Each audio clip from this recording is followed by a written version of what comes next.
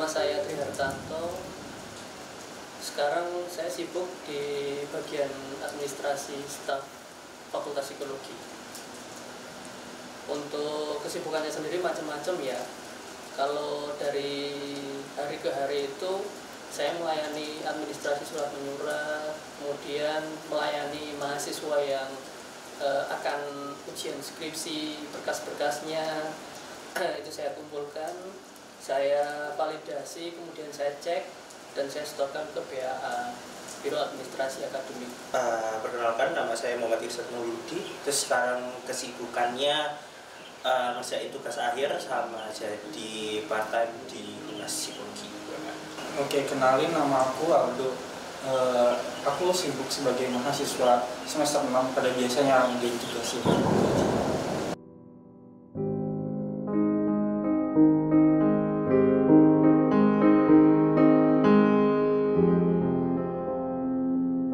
Menurutku titik terendah adalah kondisi di mana kita ngerasa kita tuh tidak berdaya, kita tuh ngerasa sedih mungkin bagi beberapa orang dalam jangka waktu yang cukup lama gitu.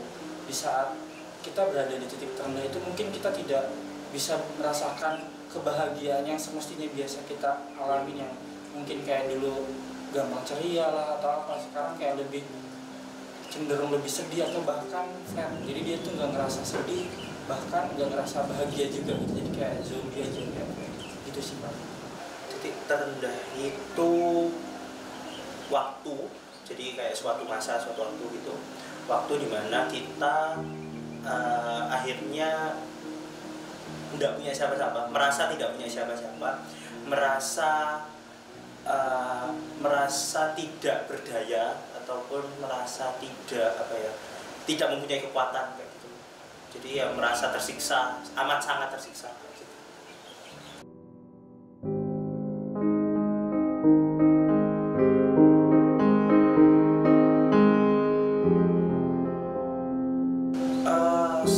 Pernah, semua orang pasti pernah sih, cuma ya kalau saya ada titik terendah itu kejadiannya udah 4 tahun yang lalu kalau nggak salah ya, pokoknya di 2019. Jadi 2019 itu lumayan tahun gelap buat saya.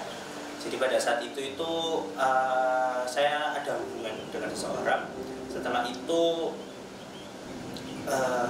itu entah bagaimana ceritanya, mungkin di antara kami berdua miskomunikasi atau kami berdua nggak satu paham atau saling tidak paham sama satu sama lain, akhirnya kami berpisah kayak gitu. Nah, karena berpisah ini tadi dan memang keadaan keluarga pada saat itu juga gonjang-ganjing, jadi udah tidak mendapatkan support dari orang tersebut, terus juga nggak dapat support dari orang-orang terdekat kayak gitu. Karena nggak dapat support itu, ya intinya keluarga masih sibuk, ada suatu permasalahan yang akhirnya lebih fokus ke sana dan saya merasa tidak dipentingkan kayak gitu. Nah, akhirnya pada saat itu ya fase terendah, terus sempat ya ada suatu titik di mana ingin mengakhiri hidup, tapi ternyata sama Tuhan dikasih kehidupan lagi sekali lagi, akhirnya ya bisa sampai sekarang. Pandangan saya itu titik terendah merupakan salah satu titik di mana semua insan, semua manusia pasti mengalami titik terendah. Yang mana titik terendah itu kalau saya sendiri rasakan itu ketika saya berkenalan dengan seseorang, kemudian seseorang itu tanpa sengaja itu seperti mengkhianati saya sendiri, dan itu saya sangat down sekali pada waktu itu. Padahal dia merupakan salah satu penyemangat hidup lah di waktu itu, penyemangat hidup saya sendiri. Kemudian saya sudah merasa benar-benar enjoy, benar-benar effort sama dia gitu. Tapi mengapa ketika yang saya terima itu nggak sebanding dengan apa yang saya harapkan gitu. Nah, saya benar-benar mengalami titik terendah sampai waktu itu saya jatuh sakit. hampir seminggu itu saya tidak makan, hanya diperhatikan sama teman-teman saya itu, ayolah mas, kamu jangan kayak gini, kamu jangan seperti inilah, bangkitlah, kamu pasti bisa melaluinya. Kemudian saya mencoba untuk mencoba untuk menyibukkan diri, kemudian melupakan apa ya, hari-hari yang menurut saya itu bikin apa ya, down saya itu biar lebih semangat lagi. Mungkin ini tahun 2020 atau 2019 ya. Jadi sebelum aku kuliah tuh aku kan nggak kuliah kan, aku kerja juga sebelumnya. Terus jadi saat itu aku ada di posisi dimana aku tuh udah ngerasa nggak punya tujuan hidup ya, nggak punya arah, nggak bisa seceria dulu yang mungkin dulu aku cuman sekedar makan es krim di McD aja udah senang gitu. Tapi saat itu aku bener-bener nggak ngalamin kebahagiaan yang seharusnya aku alami. Jadi saat itu aku ngerasa aku tuh nggak layak untuk hidup. Aku juga buat apa aku hidup. Jadi sempet kayak ngerasa bener-bener buntu dan sempet tersirat untuk mikir untuk mengakhiri hidupku sendiri saat itu aku benar-benar mengurung diri aku 2 hari mungkin ya di kamar tanpa nyalain HP, tanpa nyalain lampu, itu benar-benar mengurung diri ya. Terus saat itu aku bilang ke salah satu temanku, aku kayaknya nggak bisa deh hidup lagi, aku nggak tahu hidupku mau ngapain gitu loh. Jadi kayak udah benar-benar nggak menemukan alasan untuk hidup sama sekali. Lalu aku matiin temanku, terus aku ya itu nggak usah dijelasin, pokoknya aku udah merencanakan sesuatu yang seharusnya tidak aku rencanakan. Nah saat itu ada salah satu temanku, dia nelfonku, terus kayak kamu gimana, kamu nggak apa-apa gitu. Terus kayak nggak usah aneh-aneh, kalau aneh-aneh tak kesana, jadi ya nggak usah aneh-aneh. Terus aku diem, kayak abis itu kayak ngerasa apa ya, teman-temanku yang lain kayak menghubungi aku, kan aku kayak ada sempat punya geng gitu kan. Jadi saat itu teman-temanku pada menghubungi aku karena aku sempat bilang ke salah satu temanku bahwa aku udah nggak bisa hidup lagi gitu. Terus sama mereka tuh kayak nelfonin aku, ngechat aku gitu. Terus saat itu aku sadar bahwa aku tuh bisa bertahan sejauh ini itu adalah berkat social support dari teman-temanku. Mungkin aku nggak bisa dapetin social support itu dari keluarga, tapi aku bisa dapetin social support itu dari teman. Jadi temanku ini yang kemarin itu adalah teman yang bikin aku bertahan hidup sampai sejauh ini. Mungkin kayak nggak sedekat itu, nggak setiap hari ketemu, tapi mereka tuh bisa jadi salah satu penguat dimana saat aku ngerasa ditutup itu.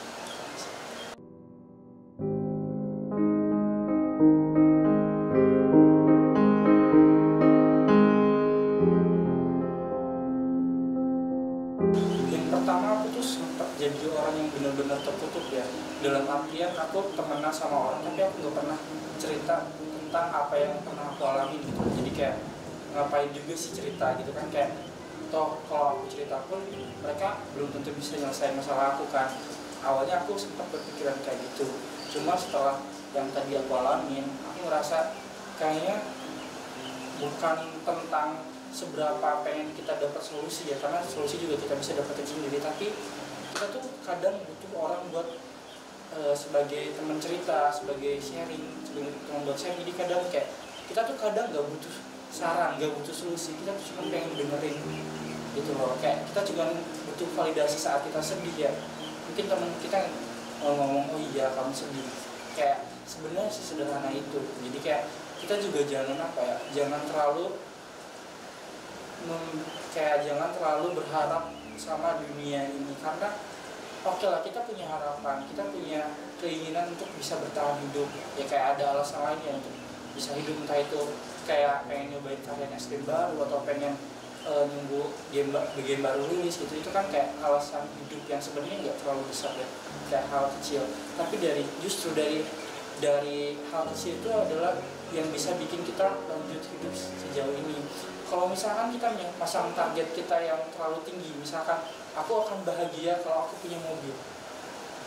Oke, kalau misalkan kamu dari keluarga yang berada mungkin ya kayak itu bisa tercapai, tapi kita realistis lagi apakah kita bisa menentukan target kebahagiaan kita di situ. Sedangkan kalau misalkan kita bikin target yang kecil, jadi kayak misalkan sekedar beli es krim ya, mungkin sebokeh-bokehnya aku masih bisa beli es krim gitu kan, itu kan kayak oh alhamdulillah, jadi kayak aku bisa bahagia kapanpun aku mau dengan cara bisa beli es krim. Tapi kan dengan kayak misalkan pengen beli mobil itu kan nggak gampang gitu aja sih. Kalau untuk cara itu mungkin dari masing-masing pribadi atau masing-masing insan manusia itu pasti berbeda-beda ya. Kalau saya sendiri itu waktu saya berada di titik terendah itu, saya menyibukkan diri, entah itu melalui game, entah itu saya kebetulan waktu itu saya jaga part time di salah satu fakultas di UMM, yang mana akhirnya dari situ saya mulai menghilangkan pikiran dia di benakku, di benak saya sendiri. Kemudian dengan game atau mungkin dengan hobi, mungkin teman-teman semuanya di sini ada yang hobinya badminton, basket, voli atau mungkin futsal. Nah, kalian bisa melakukannya itu secara rutin, kemudian meluapkannya mungkin bisa seperti itu. Kemudian ada juga yang dari sini teman-teman mungkin suka daki, suka mantai. Nah, luapkanlah perasaan kalian itu ke dalam hal-hal hobi itu, seperti itu. Kalau kata orang waktu itu menyembuhkan, itu kayaknya mungkin cocok. Tapi bukan berarti aku nggak ngapa-ngapain ya di posisi ini. Jadi pada saat itu ya mungkin meratapi sih, karena aku orangnya meratapinya, kesalahanku adalah meratapi cukup lama gitu. Dan sadar bahwa harus bangkit adalah udah ada di titik dimana aku sudah melalui ini semua tapi aku tidak bahagia kayak gitu. Jadi ada di satu titik dimana aku sudah mencapai A, B, C, D, E, F, G, tapi aku tidak merasa ada di titik yang sama gitu. Jadi aku sudah berjalan jauh tapi seakan-akan ya masih di sini-sini aja kayak gitu. Nah, akhirnya caraku bangkit adalah aku pertama yang lakukan, aku datang ke profesional, datang ke psikolog dan mencoba menjabarkan ini permasalahannya sebetulnya kenapa kok setelah 3 tahun berjalan, putusnya sudah dari 3 tahun berjalan itu masih belum selesai gitu. Permasalahan ini kenapa masih belum selesai, karena nyantol ya, karena itu sebetulnya akarnya bukan di sana gitu loh. Permasalahan saya kehilangan orang ini sebenarnya bukan itu masalah intinya kayak gitu. Nah, setelah dari psikolog itu akhirnya ya dijelaskan banyak hal, dibuka, diruntut lah, dan akhirnya dari situ akhirnya udah mulai berjalan, mulai merasa ada perjalanan lagi gitu loh, nggak di sini-sini aja.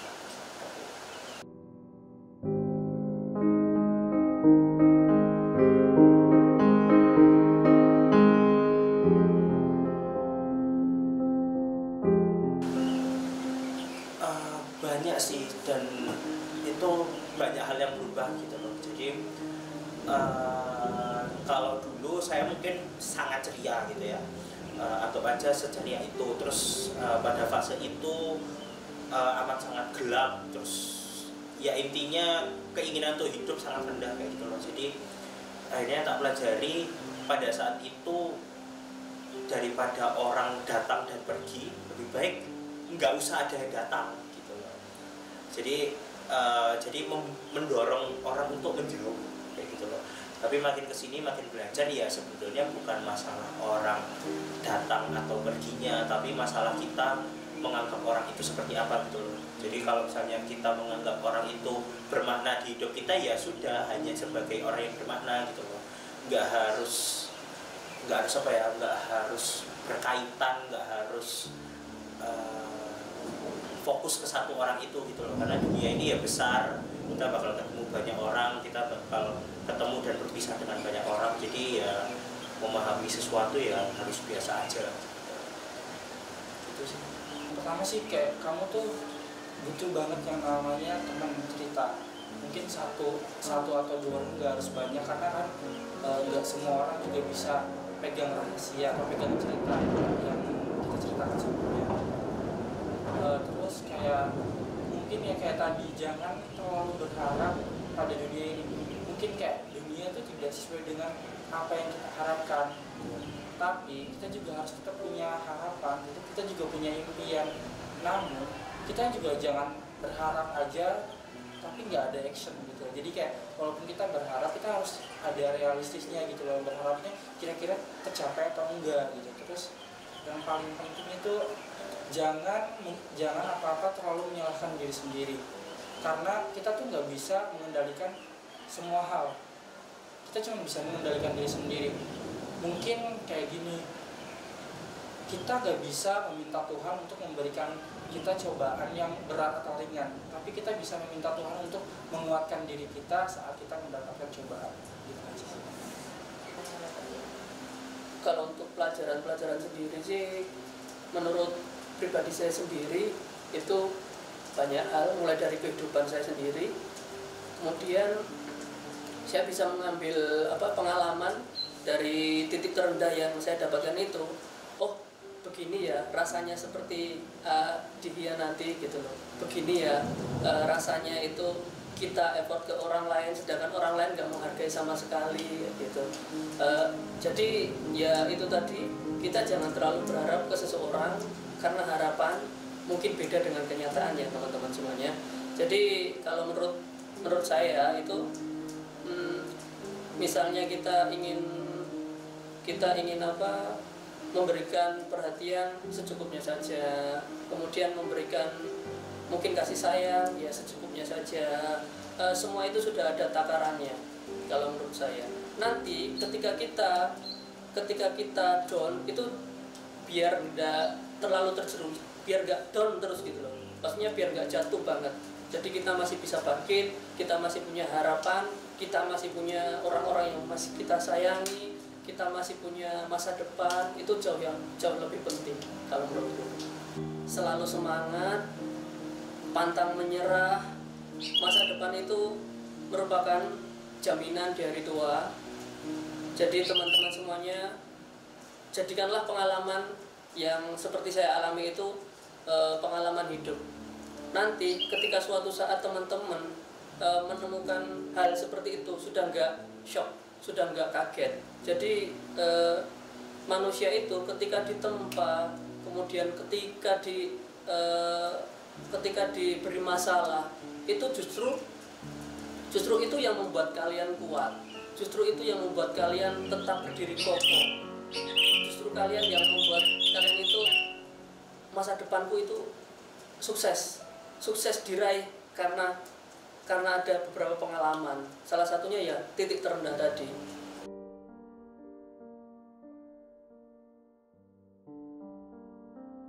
Buat teman-teman semuanya, jalani, syukuri, dan nikmati. Yang pertama sih, ingat bahwa kamu ini nggak sendirian ya di dunia ini. Ya mungkin kamu tersakiti, tapi kamu tuh pasti punya teman, yang entah itu keluarga atau siapapun yang peduli sama kamu. Karena apa ya, kalau misalkan kamu sendiri itu benar-benar nggak akan kamu nggak punya kelekatan sama orang, itu benar-benar bahaya gitu. Jadi kayak sebisa mungkin kamu tuh harus membuat kayak menjalin hubungan itu nggak harus pacaran ya, bisa temenan atau sama keluarga, itu benar-benar sharing gitu, cuma sekedar cerita-cerita. Karena semakin kamu memendam emosi kamu, itu suatu saat itu akan meledak, dan kita nggak tahu kapan ini meledak dan dampak apa yang akan muncul saat kita saat emosi yang kita pendam itu muncul. Oke, dulu itu aku pernah nemu suatu postingan, kalau kamu nggak bisa bikin suatu goals yang besar untuk bertahan hidup, mulai dari goals yang kecil kayak gitu. Goals yang kecil itu kayak kenapa aku ingin hidup, karena aku masih mau nyobain semua rasa mie instan di dunia ini, atau aku belum nyobain ke 33 rasa di kedai es krim kayak gitu. Aku akhirnya karena aku nggak bisa bikin goals besar dalam hidup, kayak menjadi alasanku buat hidup, aku milih hal-hal kecil kayak gitu. Jadi kayak aku pengen nyobain promo salah satu restoran kayak gitu. Nah restoran ini ada promo terus ya, akhirnya aku bertahan hidup hanya untuk itu gitu. Setidaknya itu aja dulu gitu. Setelah itu baru akhirnya menemukan apa ya, pemahaman-pemahaman lainnya, insight-insight lainnya. Akhirnya sadar bahwa oh ya, dunia ini nggak sekecil itu, dunia ini lebar luas dan kamu bisa ketemu banyak orang yang mungkin membuat kamu lebih bermakna lagi gitu. Bertahanlah walaupun hanya hal-hal kecil gitu loh. Bertahanlah untuk hal-hal kecil, karena hal-hal besar pun nggak bisa kita dapatkan kalau nggak dari hal yang kecil.